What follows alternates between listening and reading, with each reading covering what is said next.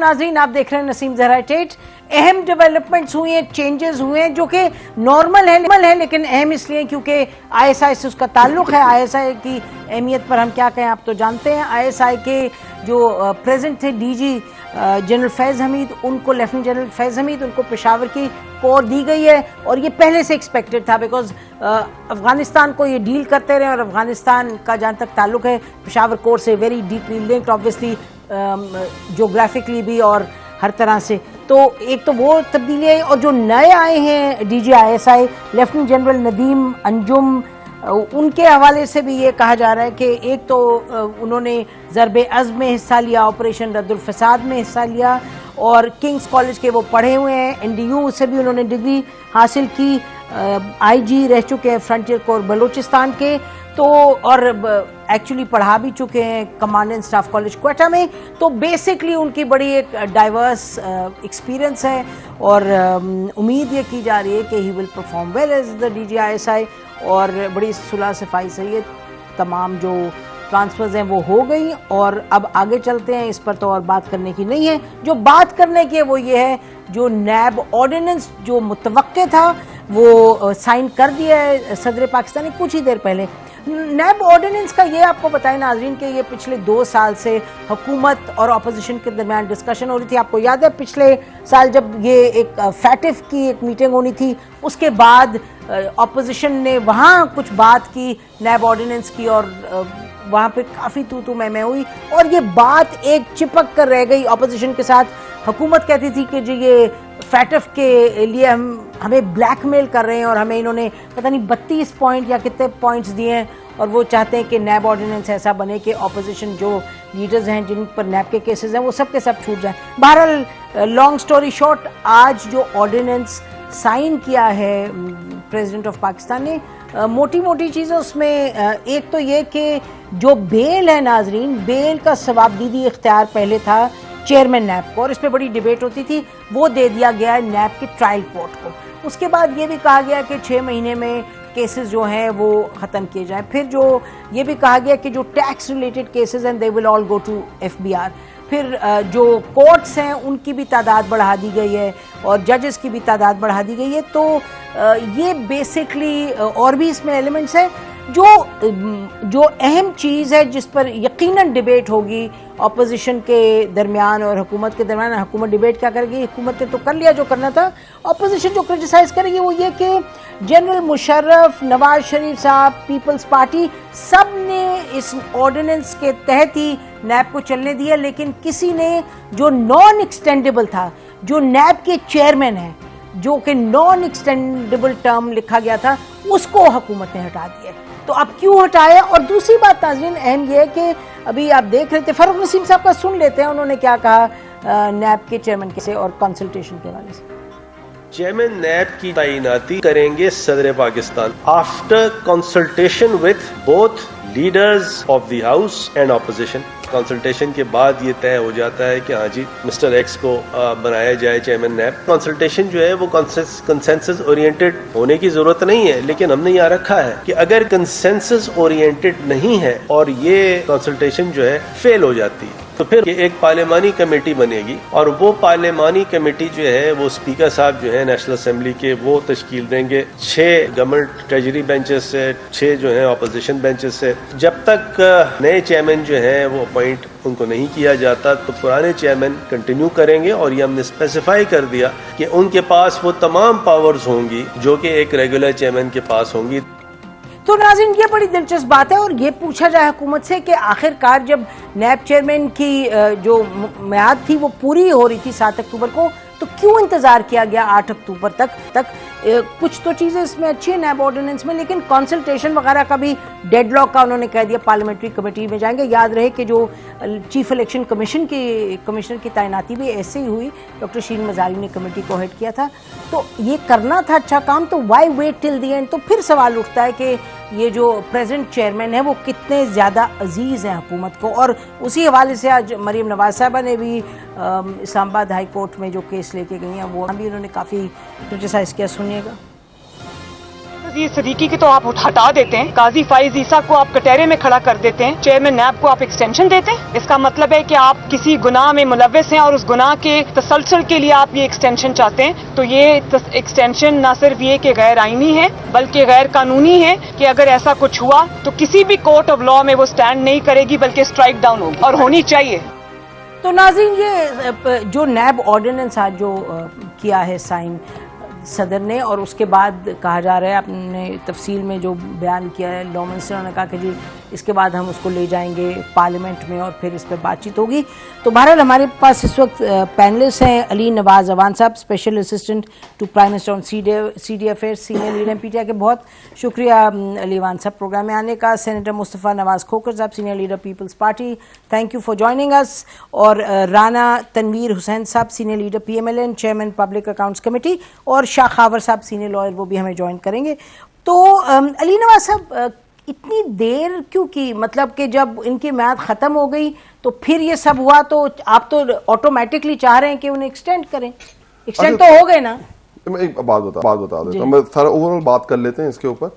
देखिए, ये जो डॉक्यूमेंट आया था नैब का, जो पहली दफ़ा जो ऑर्डिनेंस आया था वो 2000 के अंदर मुशर्रफ लेके आया था, और उसके बाद अब 20 साल हो गए, देयर इज नो चेंज। नून की गवर्नमेंट रही, क्रिटिसाइज होता रहा, पीपल्स पार्टी की गवर्नमेंट रही, क्रिटिसाइज होता रहा, पर इन्होंने कोई चेंज नहीं लेके आए।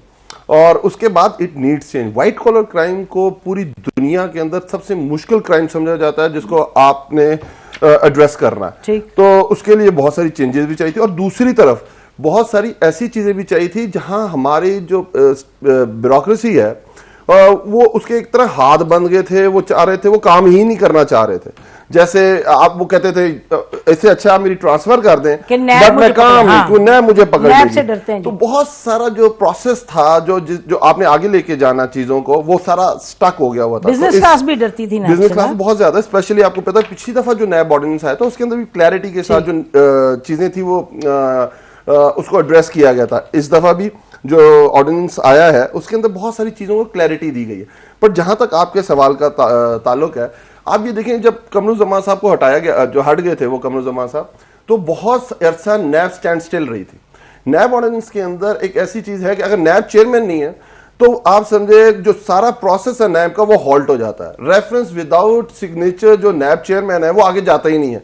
अगर नैब रेफरेंस नहीं भेज सकती और ये सारा सिस्टम हैंग हो जाता है, 2 साल तक लेट सपोज आपकी डिसाइड नहीं होता। लेकिन आपकी बात ठीक है, मैं आपसे ये पूछ रही हूँ कि अभी आखिरी मिनट पर क्यों किया ये, यानी 2 हफ्ते पहले क्यों नहीं किया, 1 महीना पहले? हम तो ये समझ रहे थे कि नून लीग जो सबको कहती है आजकल, तो बहुत मॉरल ग्राउंड्स ले रही है नून लीग के, इस्तीफा दे दें, बड़ी शर्मिंदगी का बाइस है, पेंडोरा लीक्स में नाम आया, मतलब नई चीज है ना नून लीग की तरफ से। तो हम समझ रहे थे क्योंकि वो शायद वही मॉरल ग्राउंड अपने ऊपर भी आजमाएंगे, क्योंकि शहबाज शरीफ नैब को वांटेड है, 25 अरब रुपए का, 7 अरब रुपए के रेफरेंसेस चल रहे हैं। तो मेरा खुद ही वो ये कहेंगे मैं रिजाइन कर रहा हूं और मैं लीडर ऑफ द ऑपोजिशन किसी और को बनाऊं। कर रहे थे अभी ये तो हो रहा, हम इतने वेट करते रहे। हमने कहा जो हाई मॉरल ग्राउंड हमसे, हमें क्या है, पेंडोरा लीक के बाद वो क्या एक्सपेक्ट कर रहे हैं? एहसन इकबाल साहब, इमरान खान साहब का नाम भी नहीं आया और दोपहर को ट्वीट कर रहे थे कि प्राइम मिनिस्टर रिजाइन कर दें हाई मॉरल ग्राउंड के ऊपर। क्यों उनका नाम नहीं आया? शायद इसलिए, हमारा तो आता है इसलिए हम करते ही नहीं है। उसके बाद एक चीज हमने देखा है कि इसके अंदर चेंजेस लानी हमने पहले भी एक ट्राई की थी, इफ यू रिमेंबर, कि हम पहले भी एक नया ऑर्डिनेंस लेके वो लैप्स हो गया। अब इस जगह पहुंच गई थी, अगर हम इसको कंटिन्यू ना करते तो ये सारी चीजें। अच्छा, तो आप जो वजह बता रहे हैं वो कह रहे हैं कि आपका ख्याल था कि जो अपोजिशन लीडर हैं वो रिजाइन कर देंगे क्योंकि आप हमसे हाई मॉरल ग्राउंड एक्सपेक्ट कर रहे हैं, वो हमसे कहते हैं। अच्छा, वो हमसे कहते हैं ना। एक दफा उन्होंने देखे ना, आज तनवीर साहब हेड हैं आपकी पीएससी की है ना, तो ये तो होना तो अपोजिशन लीडर को चाहिए था, जो आपने सीओडी साइन किया हुआ है। तो उन्होंने कहा कि मैं ये काम नहीं कर सकता, तो मैं राना तनवीर साहब को आगे कर जी। वो मुल्क में नहीं थे। जरा मुस्तफा अगर इजाजत दे मैं जरा राना साहब के पास जाऊं, फिर आपके पास आती हूँ। जी राना साहब, आप बताइए जरा, आपकी मीटिंग्स हैं, अभी भी हो रही है मीटिंग्स, तो नैब ऑर्डिनेंस से आप खुश हैं? कुछ चीजें तो ऐसी हैं जो आप चाह रहे थे। नहीं, देखिए हम इसको टोटल चेक करते हैं, क्योंकि ये जो इन्होंने चेंजेस लाए हैं या नया ऑर्डिनेंस में अमेंडमेंट्स आई हैं, मुझे अफसोस होता है बातें सुन के पीटीआई के दोस्तों की, और वो दोस्त भी बस उसी तरह ही जैसे मास्टर वॉइस पे लगे होते हैं जो बड़े रीजनेबल और बड़े समझदार हैं। ये हम इनको तो बिल्कुल रिजेक्ट करते हैं, और क्योंकि ये बदनीति पे सारा बना हुआ है, ये टेलर मेड है। अपने आप को, हुकूमत को, इमरान खान ने अपने आप को और अपने साथियों को NRO दिया है। अगर आप पढ़ेंगे तो आपको समझ आ जाएगी कि ये सारे के सारा वो NRO की चीजें घूमती हैं कि हमने तो सारा भुगता, जिस तरह कहा कि चेंजेस किसी ने नहीं की, लेकिन अभी जो इन्होंने चेंजेस किए हैं वो ये है कि ट्रायल कोर्ट में आप बेल ले लें, वो जब मर्जी चेयरमैन जो है वो विड्रॉ कर ले रेफरेंस किसी स्टेज पे भी, चाहे ट्रायल शुरू भी हो चुका हो।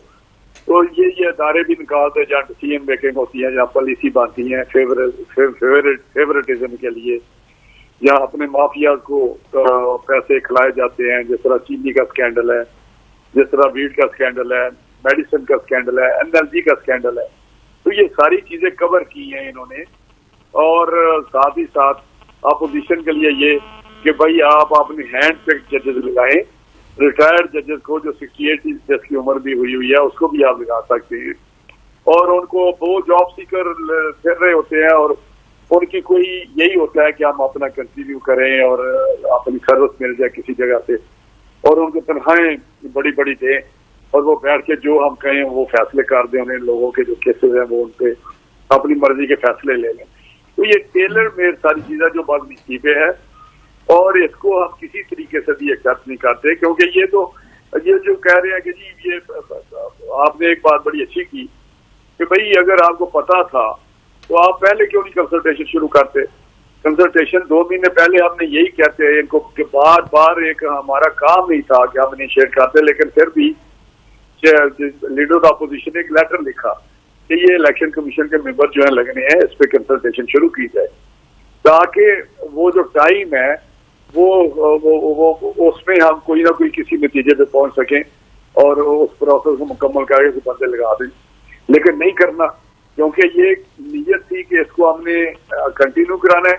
लास्ट डे आज देखे ना, वो शायद परसों वो उसकी टाइम खत्म हो रहा है, तो आज ऑर्डिनेंस चला रहे हैं कि टिल द डिसीजन जब कंसल्टेशन में जो नहीं होगा और कंसल्टेशन ऐसे चक्कर में डाल देंगे कि इसको कंटिन्यू कराएंगे। अच्छा, ये रान साहब आप जो फरमा रहे हैं, आप कह रहे हैं कि जी ये एक्चुअली NRO दिया गया और आपको इसमें कोई भी चीज अच्छी नहीं दिखाई दे रही, और जो सवाबदीदी इख्तियार था चेयरमैन का वो लेके ट्रायल कोर्ट को दिया, यानी कि बेल का आपको, यानी कि इसमें कोई पॉजिटिव चीज नजर नहीं आ रही। आप कह रहे हैं NRO अपने लिए बनाया। जी सेनेटर मुस्तफा नवाज खोखर साहब, व्हाट डू यू से?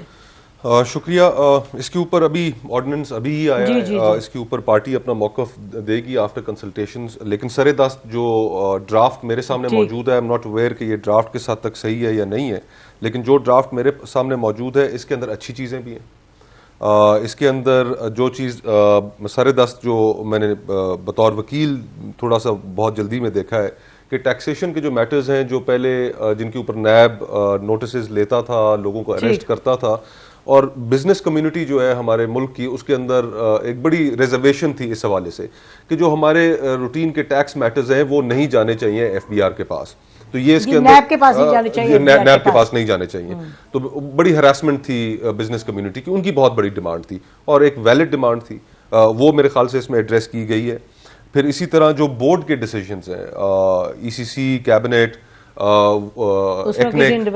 उसमें कलेक्टिव रिस्पॉन्सिबिलिटी जो है उसके तहत किसी एक बंदे को आप सिंगल आउट नहीं कर सकते, ये भी एक अच्छी है। लेकिन इसमें मेरे ख्याल से जो हमें, और फिर बेल भी इसमें दी गई है, जो बेल पहले नहीं मौजूद थी इसमें। लेकिन इसमें जो चीज़ जो मुझे ठीक नहीं लगती वो चेयरमैन नैब की एक्सटेंशन है। देखिए इसका प्रिजम्पशन ये होती है कि आप किसी भी सुप्रीम कोर्ट जज को। अच्छा मुस्तफा, आप बहुत अहम बात कर रहे हैं और इस पर डिटेल में बात, मुझे इजाजत दें, ब्रेक लेके come back to you right away. नाज़रीन ब्रेक लेते हैं, फिर वापस आते हैं। Stay with us. Welcome back नाज़रीन। हम बात कर रहे थे एक्सटेंशन की, नैब के चेयरमैन की। हम क्या बात कर रहे थे? मुस्तफा नवाज खोखर साहब कर रहे थे बात। जी मैं ब्रेक्स पे जाने से पहले ये एक पॉइंट रेज करना चाह रहा था कि देखिए, जितनी भी आपके एक कॉन्स्टिट्यूशनल स्कीम ऑफ थिंग्स है, उसके अंदर जो रीअपॉइंटमेंट है या एक्सटेंशन है वो इसलिए नहीं रखी गई, और इसलिए उसको ज़रा फ्राउन अपॉन किया जाता है कि गवर्नमेंट इन ऑफिस जो हो सकती है, आज इमरान खान साहब है, कल कोई भी हो, तो वो अपने फायदे के लिए वो एक्सटेंशन को इस्तेमाल करेंगी। इसीलिए सुप्रीम कोर्ट का जज हो, वरना तो हम सुप्रीम कोर्ट के जज को हम कहें जी हम आपको एक्सटेंशन देते हैं, चीफ जस्टिस को हम कहें हम आपको एक्सटेंशन देते हैं, इलेक्शन कमीशन के चेयरमैन को हम कहें। तो कॉन्स्टिट्यूशनल स्कीम ऑफ थिंग्स ये है कि उसमें हम एक्सटेंशन इसलिए नहीं देंगे कि एक्सटेंशन के नतीजे में गवर्नमेंट इन ऑफिस प्रिजम्पशन ये है कि वो अपने फायदे के लिए उनको इस्तेमाल करेगी और impartiality and neutrality of the office वो कॉम्प्रोमाइज हो जाती है। तो ये इसके पीछे एक इसका ऑब्जेक्टिव है, फिलॉसफी है। अब चेयरमैन नैब को जो एक्सटेंशन दी गई, जो ओरिजिनल लॉ था, उस लॉ के अंदर एक्सटेंडेबल इसीलिए नहीं रखा गया कि ताकि उन्हें कोई इस्तेमाल ना कर सके। और फ्रैंकली जो दौर गुजरा है अभी, पिछले जो 4 साल गुजरे हैं, उसके अंदर पॉलिटिकल पार्टीज के केसेस आप सारे एक साइड पर रख लें। ठीक, मरहूम ब्रिगेडियर असद मुनीर, उन्होंने जो हरासमेंट हुई, उस हरासमेंट की वजह से वो एक आम शहरी थे, उनका एक बड़ा अफसोसनाक हादसा हुआ and he was led to that extreme के where he had ended up taking his own life. फिर सियासतदानों को आप अलग रखें, लेकिन आप देखें कि जो टीचर्स थे, जो मुख्तलिफ यूनिवर्सिटीज के, उनके साथ क्या सलूक रखा गया। फिर सियासतदानों को एक साइड पर रखें, एक ब्यूरोक्रेट थे, उन्होंने भी खुदकुशी की। तो जो नैब का जो रवैया रहा है, वो रवैया उन्होंने इस तरीके से लोगों के साथ, सियासतदानों को आप साइड पर रखे, इस कॉन्वर्सेशन में लाई ना, तो उनका रवैया आम लोगों के साथ भी ऐसा था कि जो किसी तरीके से भी जस्टिफाइबल नहीं था। Human rights watch, European union, international organisations, उन्होंने कंडेम किया उनका। और फिर जो राइट ऑफ अरेस्ट जो चेयरमैन नैब ने एक्सरसाइज किया, वो इतना डिस्क्रेशनरी और इम्बैलेंस तरीके से इस्तेमाल किया कि कोर्ट्स भी तो इस ऑर्डिनेंस ने एड्रेस किया उस इशू को? उसके अंदर अभी तक मैंने नहीं देखा कि उसको एड्रेस किया हो। जो पावर ऑफ अरेस्ट है, उसके अंदर शायद एक चीज लिखी हुई है कि प्रोसिक्यूटर जनरल की कंकरेंस जो है वो अब उन्होंने कहा कि प्रोसिक्यूटर जनरल जो है नैब का, उसको बहुत पावरफुल बनाएंगे पोजीशन को, ताकि वो अंदर जो रह के वो काफी एक उसको ऑब्जेक्टिवली देखें। तो पिछले 4 साल की जो कारकर्दगी है, उसमें सुप्रीम चीफ जस्टिस खोसा, उन्होंने कहा कि परसेप्शन ये है कि अकाउंटेबिलिटी प्रोसेस इज लॉपसाइडेड। बहुत ज्यादा जजमेंट्स हैं डिफरेंट कोर्ट्स की। वो तो हर कोर्ट ने फिर कहा पॉलिटिकल इंजीनियरिंग के लिए, शायद खान नवासी को खामोश कराने के लिए नाम ले लेके उन्होंने, तो कंट्रोवर्शियल तो रहे हैं, सिर्फ सियासतदान नहीं, आम पब्लिक के हवाले से भी। सो आई थिंक कि कुछ अमेंडमेंट्स इसके अंदर अच्छी हैं, लेकिन जो उनकी एक्सटेंशन है दैट विल बी चैलेंज्ड। उसके अंदर there is a possibility that political parties और कोई पिटिशनर उसको लेके सुप्रीम कोर्ट में चला जाए कि such important amendments should not have come through an ordinance. ये पार्लियामान में डिस्कस होनी चाहिए थी, थ्रेड पे डिस्कस होनी चाहिए थी, और फिर उसके बाद ये लेजिस्लेशन हो। अच्छा, और यानी कि वहां भी जा सकते हैं फिर आपकी जॉइंट अगर सिटिंग हो, यानी कि अभी जो एक्सप्लेन कर रहे थे काबीना के मिनिस्टर्स दो, उन्होंने तो प्रेस कॉन्फ्रेंस में कहा ना कि we will lay it before the parliament. अच्छा, फिर joint sitting ordinance can be rejected by either of the house. हाँ, अच्छा, ये पावर सेनेट के पास भी है और नेशनल असेंबली के पास तो भी फिर है। आपके पास नंबर्स तो है ना, तो why go to the if those numbers stand by us जी बिल्कुल ऑन आइदर साइड। अच्छा, ये बताएं अली नवाज साहब के, ये तो एक ऑब्जेक्टिव आप चाहते हैं ना, कि एक ऑब्जेक्टिव ये कि एक न्यूट्रल पोजीशन हो उनकी चेयरमैन की। तो अगर प्राइम मिनिस्टर अपने पास, अभी तो आज इमरान खान साहब है, कल कोई और होंगे, एक्सटेंडेबल जो है वो तो फिर चीफ एग्जीक्यूटिव ही देता है ना एक्सटेंशन। तो फिर इसका मतलब कि जो नैब के चेयरमैन का रोल है, जो एक न्यूट्रल रोल है, वो न्यूट्रल तो नहीं रहता, बिकॉज वो फिर उस साहब की तरफ देख रहा होता है, या साहिबा जो भी हैं प्राइम मिनिस्टर के, भाई उन्होंने एक्सटेंशन देनी है तो let me behave in a way that is, और पाकिस्तान की तारीख से भरी हुई है। तो किस तरह जस्टिफाई करते हैं एक्सटेंडेबल? अच्छा, ये बात मुस्तफ़ा ने बहुत ऑब्जेक्टिवली बात की, मैं मुस्तफ़ा को अप्रिशिएट करता हूँ इस चीज़ के। उन्होंने नैब ऑर्डिनेंस पे बात की, उन्होंने कहा बहुत सारी चीज़ें अच्छी हैं और बहुत चीज़ें गलत। ठीक, और नैब की ये बहुत सारी जो गलत चीज़ें हैं ना, ये हमारे दौर में नहीं लाई गई, ये 2000 से चल रही हैं, जिसमें बाद में पीपल्स पार्टी की गवर्नमेंट आई, जिसमें नून लीग की government I. If you remember, इत्तेफाक फाउंड्री का जब केस गया, तो उसमें कहा गया कि आपने इसको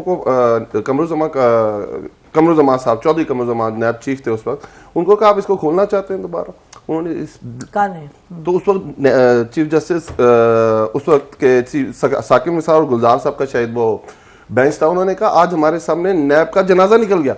ठीक है, तो ये चीजें कंटिन्यू, हम इसी चीज के ऊपर आए हैं कि इसके अंदर अमेंडमेंट्स होनी चाहिए। और जिस तरह मुस्तफा ने कहा, इसमें बहुत सारी अच्छी चीजें हैं, बहुत सारी चीजें ऐसी हैं जिससे इनको शायद एग्री नहीं करते हो। तो कानून लाने का तरीका ही है, कोई कानून ये तो नहीं आप कह सकते, नहीं बात तो सुनिए, हम ये समझते हैं कि देखें गैप है, देयर इज अ गैप। उसी लॉ के अंदर ये चीज कह रही है कि लॉ कह रहा है कि आप जिस दिन नैब चीफ जब तक नहीं लगेगा सारा का सारा सिस्टम हॉल्ट पे चला जाएगा। आप ये कह रहे हैं कि एक इदारा आपने खड़ा किया हुआ है और नैब चीफ अगर उसका हेड नहीं है तो हेड जब तक नहीं लगेगा वो सिस्टम हॉल्ट पे चलेगा, सारे रेफरेंसेस रुक जाएंगे, सारी बिल्स रुक जाएंगी, जो जो उनकी अपनी पावर्स है, डिस्क्रिशनरी पावर्स नैब के पुराने ऑर्डिनेंस के अंदर, वो सब की सब हॉल्ट के ऊपर चली जाएंगी। तो हमने ये समझा है, हो सकता है इसमें बिल्कुल ठीक बात कर रहे हो, तो ये तरीका यही है, ऑर्डिनेंस आया है, ऑर्डिनेंस के ऊपर बहस हो, ऑर्डिनेंस के अंदर तरमीमें आए, जब ये ले होगा असेंबली के अंदर, और अगर ये समझते हैं प्रॉपर तहरीक लेके आए, हम इनके साथ बैठने को तैयार हैं, जैसे हम पहले बैठे थे हम दोबारा बैठेंगे, और अगर जो अच्छी तरमीम होंगी इस ऑर्डिनेंस के तहत जो लॉ में आने वाली होंगी हम उसे बिल्कुल करेंगे। मतलब कि इन प्रिंसिपल मुस्तफा इनकी बात में वजन है कि जी किसी वजह से आप उसको स्टैंड स्टिल पे ना लाएं, लेकिन अब तो ये देखेंगे ना कि हुकूमत कितनी तेजी से मूव करती है प्रोसेस को। ऑपोजिशन एज वेल, ये बोथ वेज है, ये बोथ वेज कंसल्टेंसी जो बोथ वेज है। अच्छा, शाखावर साहब को ले लें उनका पॉइंट ऑफ व्यू पे। शाखावर साहब, thank you for joining us. थोड़ा सा बताइए कि जो नैब ऑर्डिनेंस आया है उसको आप किस तरीके से देखते हैं? जहाँ तक कि इस ऑर्डिनेंस का ताल्लुक है, मेरा एक तहफ़्फ़ुज़ एक कानून के तालिब इल्म की हैसियत से ये है कि ये जो मैं समझता हूँ कि इसमें काफी मुस्बत बातें मौजूद हैं इस ऑर्डिनेंस में, लेकिन ये ऑर्डिनेंस नहीं होना चाहिए था। बेहतर होता है कि ये पार्लियामेंट इसको एक एक्ट ऑफ पार्लियामेंट मंजूर करती तो फिर ये ज्यादा बेहतर होता। इसमें बहुत सारी चीजें मैं समझता हूँ कि बिल्कुल मुनासिब है और उसकी जरूरत भी थी। एक तो ये कि अकाउंटेबिलिटी कोर्ट को जो है वो जमानत का इख्तियार नहीं था, अब वो दे दिया गया है, क्योंकि ये इख्तियार पहले हाई कोर्ट और सुप्रीम कोर्ट अपनी आईनी जुरिस्डिक्शन में इख्तियार करती थी। अच्छी बात है ये। दूसरा ये है कि इसमें जो प्रोसिक्यूटर जनरल को जरा ज्यादा एम्पावर किया गया, ये बहुत जरूरी था, क्योंकि पहले भी जो ऑर्डिनेंस है उसमें प्रोसिक्यूटर जनरल का जो ऑफिस है उसमें लिखा हुआ है कि वो एक इंडिपेंडेंट ऑफिस होगा, लेकिन वो कभी भी इंडिपेंडेंट नहीं होता था।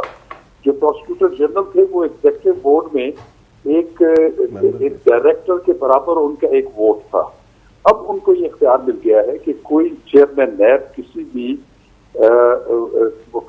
इंक्वायरी या इन्वेस्टिगेशन या रेफरेंस फाइल करने से पहले जो है वो जरूरी करार दे दिया गया है कि वो उसकी मंजूरी देंगे प्रोसिक्यूटर जनरल। मैं समझता हूँ कि ये एक बहुत अच्छी बात है, होना भी ऐसी चाहिए था। दूसरी चीज ये है कि जो इसमें जो सबसे काबिल एतराज बात ये है कि जो चेयरमैन नैब की मुद्दत से ओहदा जो 4 साल मजीद बढ़ाई गई है, इस पे मुझे भी बहुत ज्यादा तहफ़्फ़ुज़ात है, और एक आम जो एक अच्छी सोच रखने वाला कोई शहरी है उस पर भी तहफ़्फ़ुज़ात होने चाहिए। उसकी वजह ये है कि एक चेयरमैन को ये इंसेंटिव जो है वो दिया जा सकता है हुकूमत की तरफ से कि अगर उसकी कारकर्दगी हुकूमत के जो सूट करती रही है या वो हुकूमत को अपीज करता रहे, या एक इंसेंटिव चेयरमैन को भी ये मिल जाएगा जिसकी एक पहली 4 साल की तैनाती होगी कि अगर वो हुकूमत की तरफदारी करे जी, तो उसको दोबारा भी जो है वो कंसिडर किया जा सकता है। शाखावर साहब, एक्सटेंडेबल लिखा है या 4 साल का आपने जिक्र किया, क्या लिखा है कि पूरी टर्म या जस्ट एक्सटेंडेबल है? कि री एक्सटेंडेबल फॉर 4 ईयर्स। अच्छा, जो उसमें तो तरीकाकार तो खैर वही रखा गया जी, लेकिन मैं समझता हूँ कि ये इंसेंटिव नहीं होना चाहिए। अच्छा, बाकी जो इसमें तरामीम है मैं समझता हूँ कि बिल्कुल मुनासिब है। आप वही बात कह रहे हैं, नाज़रीन नबी सुन रहे हैं आप, शाखावर साहब भी उनका वही क्रिटिसिज्म जो सबका है कि यानी अलावा ऑफ कोर्स हुकूमत के कि जो एक्सटेंडेबल है उसके प्रॉब्लम्स है। ब्रेक लेते हैं, ब्रेक के बाद वापस आते हैं। स्टे विद अस।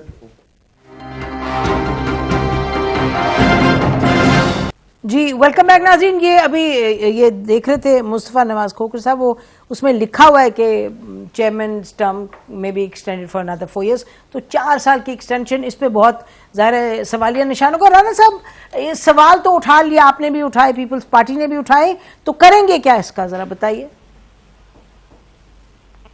देखिए, पहले तो बड़ी यहाँ पे बड़ी एलेबोरेटली सबने बातें की, लेकिन नीयत की मैंने बात की थी। आप बताएं कि उसकी जो स्पिरिट थी कि चेयरमैन नैब 4 साल का होगा, एक्सटेंडेबल नहीं है, रीअपॉइंट नहीं हो सकता, उसकी स्पिरिट यही थी कि ये एक ऐसा काम है इंसाफ का या अकाउंटेबिलिटी का कि किसी बंदे को कोई भी लालच ना हो कि मुझे और मिल जाए टाइम, या मुझे रीअपॉइंट कर दिया जाए, या मुझे एक्सटेंशन मिल जाए। तो मैं समझता हूँ ये बहुत बड़ा एक काम था जिसके तहत एक न्यूट्रलिटी अक्रॉस द बोर्ड, एक ट्रांसपेरेंट अकाउंटेबिलिटी हो सकती थी। अब आप मुझे बताएं, अगर आप ये लालच दे दें लॉ में, तो फिर गवर्नमेंट ये सारा जो ऑर्डिनेंस अमेंडमेंट्स आई हैं वो एग्जेक्टिव को अथॉरिटी सारी चलेगी अब जाए नैब के, एग्जेक्टिव के पास है सारी चीजें, जजेस वो लगाएंगे। आप पढ़े ना कि वो हुकूमत लगाएंगी जजेस, वो एडवाइस ऑफ प्राइम मिनिस्टर या किस तरह वो प्रेसिडेंट करेंगे अपॉइंट। तो ये जब चेयरमैन भी उनका होगा, उनकी एक्सटेंशन दी हो या रीअपॉइंट किया हो, और उसी तरह जजेस भी वही हो, तो मैं समझता हूँ कि वो सारी चीज जिनका जिक्र कर रहे थे, कुछ अच्छी चीजें हैं जी उसमें, तो वो उसमें छुप जाती हैं या वो सारी खत्म हो जाती हैं, उस निगेट हो जाती हैं के साथ ये चल रहे हैं। अब आपने कहा कि हम क्या करेंगे, हम देखिए, हम बिल्कुल एक फोरम है, हमारे पार्लियामेंट का फोरम है, उसमें हम इसको बिल्कुल टेकअप करेंगे, और along with other opposition party जितनी भी उधर हैं। और यकीनी तौर पे हम समझते हैं कि ये जो चेयरमैन है ये इतना कंट्रोवर्शियल है, डिसाइड दैट जो बाकी अमेंडमेंट्स हैं, तो उनको तो खुद ही मेरा छोड़ देना चाहिए, क्योंकि उनका जो पास्ट है वो यही है। वो कह रहे शहबाज साहब छोड़े, आप कह रहे हैं चेयरमैन छोड़े, कुर्सी तो कोई नहीं छोड़ता सर। नहीं, कुर्सी छोड़नी चाहिए। जब यहाँ बात होगी ना इस चेयरमैन नैब की, तो फिर मैं समझता हूँ, और फिर वो सुप्रीम कोर्ट के जज भी रहे, तो मैं समझता हूँ जजेस का कुछ एक होता है सिलसिला। तो मैं समझता हूँ जिस कंट्रोवर्सी में वो चले गए हैं, जितने उनके एक्शन है पास में, वो सारे के सारे कंट्रोवर्शियल हैं, और उन्होंने एक टारगेटेड सारा डिसीजन लिए हैं जो भी पास में। कंट्रोवर्सी पे यहाँ मुल्क में लोग जाने लगे तो सर कोई किसी कुर्सी पे रहे ना। ये बात आपकी उसूलन तो ठीक है, लेकिन ये पूछते हम अली नवाज साहब से। अच्छा अली, ये बताएं कि ये जो डिस्कशन हो रही है कि एक्सटेंडेबल पे, तो एक तो बात ये है कि अगर हुकूमत ये कह दे, जैसे आप अभी कह रहे हैं कि जी आप कह रहे हैं ना कि स्टैंड स्टिल पे ना आए तो इस वजह से एक्सटेंडेबल डालें, तो हुकूमत की तरफ से दे दें स्टेटमेंट, हुकूमत दे दे स्टेटमेंट कि जी इनको हमने इनकी म्याद बढ़ा रहे। You know this is one way of saying कि इनको तो हम एक्सटेंड नहीं कर रहे हैं। देखिए हमारे बड़े सीनियर हैं तनवीर, इनको आज तक जितने नैब चेयरमैन लगे ना, इनको हमेशा मसला रहा है, सवाए एक कमरुज़्ज़मान चौधरी साहब थे जिन्होंने इत्तेफाक फाउंड्री वाला केस नहीं खुलने दिया था। आपको याद होगा पीपल्स पार्टी ने एक जस्टिस साहब को लगाया था, दीदार साहब नाम था उनका, उनके खिलाफ ये सुप्रीम कोर्ट चले गए थे। उसके बाद एक एडमिरल साहब को लगाया गया था, उनके खिलाफ ये सुप्रीम कोर्ट चले गए थे। और इनको जो पसंद आए हैं वो सिर्फ और चौधरी कमरुज़्ज़मान साहब आए हैं। कंट्रोवर्सी हर जिसने एहतसाब करना है ना, मैं बात कुछ और था, जिसने भी एहतसाब करना है वो कंट्रोवर्सी जनरेट होगी। हम कह रहे हैं एग्जीक्यूटिव को अगर आप पार देंगे एक्सटेंड करने की, तो हम कह रहे हैं कि वो पोजीशन मेरा ये ख्याल है कि ये बात ठीक है। देखें, इसमें कोई दो राय होनी नहीं चाहिए। ये मेरा ख्याल है कि इसके अंदर ये होना चाहिए, मैं जो अपनी तरफ से कह रहा हूं, ये उस वक्त तक एक्सटेंडेबल हो जब तक प्रॉपर कंसल्टेशन हो ना जाए, और जिस आइन के अंदर जो चीज दर्ज है उसके मुताबिक कंसल्टेशन हो और एक बंदे को लगा दिया जाए। पर देखिए, फिर मैं ये कह रहा हूं, अभी देखें हम क्या कह रहे थे ईवीएम के ऊपर, हमने कितनी कोशिश की, आप मुझे बताएं नसीम, हमने कहा, हमने उसका प्रेजेंटेशन दी, उसको असेंबली के अंदर रखा, हमने सारी चीजें बताई, पर वो बैठने को तैयार नहीं थे। जब हम उनको कह रहे हैं कि हम ऑर्डिनेंस के थ्रू लेके आएंगे या हम उसकी लॉ लेके आते हैं, तो कहते हैं हम बैठने को तैयार हैं। टाइम गेन करना चाहते हैं। हम ये चाहते हैं अगर आप तो कंसल्टेशन शुरू अब हटा दें शहबाज शरीफ साहब को, जिस तरह आप राना तनवीर साहब के हटाए। लेकिन वो शहबाज शरीफ साहब का हटाना तो आप लोगों की पॉलिटिकल स्टेटमेंट है। आपके लॉ मिनिस्टर ने तो बड़ी कैटेगोरिकली कहा है कि प्रेसिडेंट ने कंसल्टेशन करनी और वो करेंगे। नहीं, ये शहबाज शरीफ साहब, this is in the NAB ordinance, this is NAB. आप चाहते हैं ना वो कंसल्टेशन जो प्रोसेस वो स्टार्ट हो, हम भी कह रहे हैं स्टार्ट हो। हम ये कह रहे हैं कि हम शहबाज शरीफ को समझते हैं कि उनके साथ कंसल्टेशन नहीं हो सकते, ही इज वांटेड इन नैब। मैं कह रहा हूं जिस थाने में मेरे खिलाफ एफआईआर दर्ज है, उस थानेदार के जो तकर्री है वो मैं करूं। इसमें तो आप लोगों की बड़ी कंफ्यूजन है। लॉ मिनिस्टर भी बैठे हैं और साथ फवाद चौधरी साहब भी बैठे हैं। लॉ मिनिस्टर कैटेगोरिकली कह रहे हैं कि जी प्रेसिडेंट ने कंसल्टेशन करनी है और वो दोनों से करेंगे। आप दो मिक्स करें दो चीजें। This is in the NAB ordinance. Yeah. Before NAB ordinance, there is a procedure laid in the जो 18वीं तरमीम में आ गया था, उसके अंदर लिखा था लीडर ऑफ द हाउस, ठीक है, उसके थ्रू कंसल्टेशन होनी चाहिए। हम कहते हैं वो कंसल्टेशन स्टार्ट रहनी चाहिए। जब तक वो कंसल्टेशन एक अच्छे मीनिंगफुल एक जगह पे नाम पे ना पहुंच जाए, उस वक्त आप उसे एक्सटेंड रखें, और जैसे ही बंदा नया अपॉइंट हो आप उनको खत्म कर दें। 4 साल वाली जो टर्म है वो ठीक नहीं। जी देखिए, जी राम साहब जी, एक मैं बात करना चाहता हूँ। जी बताइए। ये मुझे बता दें, अली साहब के जो डिप्टी चेयरमैन होता है वो किस लिए क्रिएट किया गया होता है, जिसको इतनी बड़ी तनख्वाहें और इतना पैसा तो आप बताएंगे, खत्म कर लें, इस्तेमाल कर रहे हैं। अगर पहले तो उनको बड़ा टाइम भी करना चाहिए, अगर सेंसिटिव इतने हैं कि भाई अकाउंटेबिलिटी होनी है चाहिए, बड़ी जरूरी है, तो ये इनको सेंसिटाइज होना चाहिए था, ये टाइमली करें। कंसल्टेशन कॉरेस्पॉन्डेंस से होनी है, लेटर्स होनी है जो मीनिंगफुल और सुप्रीम कोर्ट ने कहा कि रिटर्न हो। ये कॉन्स्टिट्यूशन में नहीं है, ये तो ऑर्डिनेंस में है। कंसल्टेशन कॉन्स्टिट्यूशन की रिक्वायरमेंट नहीं है, उसमें तो जिक्र ही नहीं है इसका। बाकी इदारों का है, जिस तरह चेयर कमीशन का जी, पॉइंट आपका सर। कमिश्नर है। मैं जो बात करना चाहता हूँ कि डिप्टी चेयरमैन चले, लेट्स प्रिज्यूम कि इस वक्त पे आ गए, ये पहुंच गए, और इसको सिर्फ नियत ये थी कि इसको हमने कंटिन्यू कराना है, तो अभी डिप्टी चेयरमैन जो होता है उसको ये कर सकते थे कि जो भी till that time deputy chairman act करेगा। ये सारे इदारों में नहीं होता, ऑफिशियल कर रहे होते हैं, जब प्रोग्राम का टाइम खत्म हो रहा है। रान साहब, चीफ जस्टिस और चीफ जस्टिस ऑफ पाकिस्तान जाता है तो उनका नंबर 2 ओथ ले लेता है कि वो चीफ जस्टिस। अच्छा, तो आप कह रहे हैं कि नंबर 2 ओथ ले ले, अगर वो चले जाएं, स्टैंड स्टिल लाने की बजाय आप कह रहे हैं नंबर 2 ओथ ले ले। डिप्टी चेयरमैन नैब के पास कोई पावर्स नहीं है नैब लॉ के अंदर।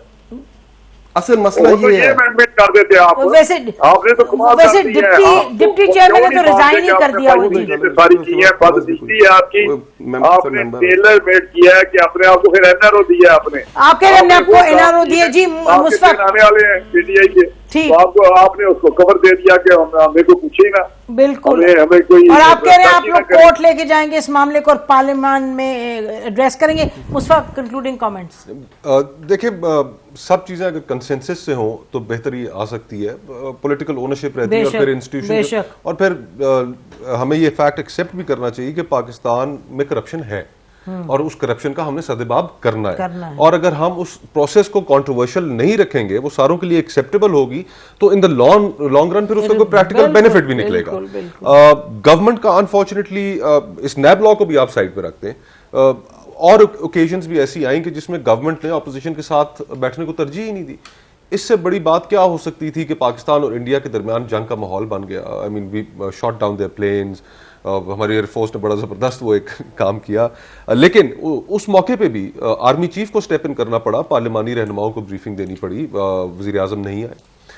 गिलगित बल्तिस्तान हो जाए, फाटा रिफॉर्म्स हो जाए, और जीबी की ऊपर मीटिंग करनी हो, तो प्राइम मिनिस्टर एंगेज नहीं करना चाहते, वो ऑपोजिशन के साथ बैठना नहीं चाहते।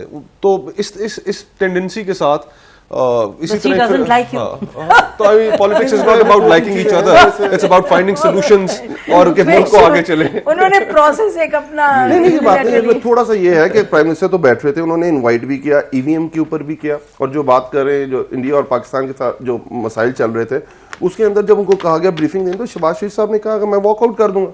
अगर प्राइम मिनिस्टर साहब ने कहा ओके फाइन, अगर मैं आता ही नहीं फिर आप खुद ही ब्रीफिंग ले लें, तो थोड़ी सी कंट्रोवर्सी इस तरह भी जनरेट हुई है। हम सिर्फ डिलिंग टैक्टिक्स करना चाहते हैं, हम पाकिस्तान को आगे लेके जाना नहीं चाहते। चले जी, आप तीनों का बहुत बहुत शुक्रिया। नाज़रीन, ऑर्डिनेंस तो जैसे का पहनने से कुछ अच्छी चीज़ें, लेकिन PMLN फील्स के इसमें ये तो NRO हुकूमत ने अपने आप को दिया है, बट आने वाले दिनों में सबसे बड़ा सवाल होगा कि नैब चेयरमैन की क्या मियाद, इसके बाद उनको एक्सटेंशन मिलती है या क्या होता है। That's going to be the big question. हमारी इस पर नजर रहेगी। हमारी तरफ से आज इतना ही। खुदा हाफिज़। पाकिस्तान जिंदाबाद।